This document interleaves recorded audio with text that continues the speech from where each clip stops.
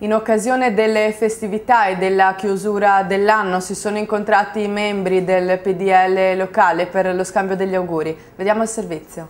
Questa sera ci troviamo all'Old River di Chiesa Nuova di San Donà di Piave per una serata conviviale del PDL.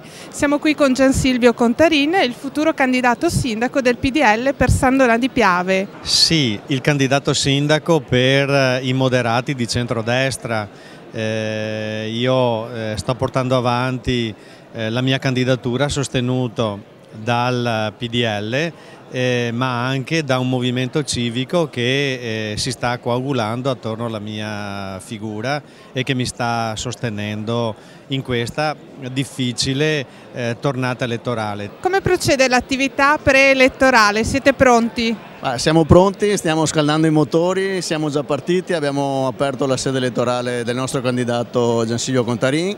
I gruppi si stanno già impegnando per la stesura del programma, vediamo di essere pronti per ogni data. Quest'anno, anzi per le prossime elezioni, si candida Giansilvio Contarin. Io devo ringraziare gli amici e tutte le persone che hanno fatto il mio nome di fare candidato sindaco, però io credo che la politica che ha fatto Renzi sia una politica giusta, quella di rottamare veramente le persone che sono tanti anni.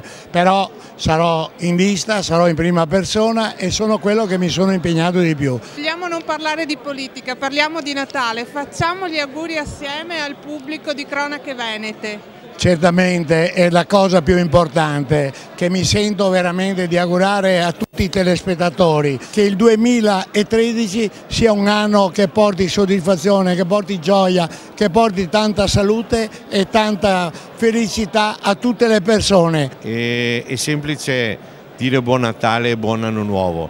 Io sono convinto di una cosa, che il prossimo anno sarà un anno sul serio in cui si girerà pagina, in cui ritroveremo la nostra voglia di fare, che non è mai mancata, ma ritroveremo soprattutto le speranze di un futuro migliore. Quindi a tutti voi un buon Natale, un felice Natale in famiglia e fondamentalmente un buonissimo anno nuovo.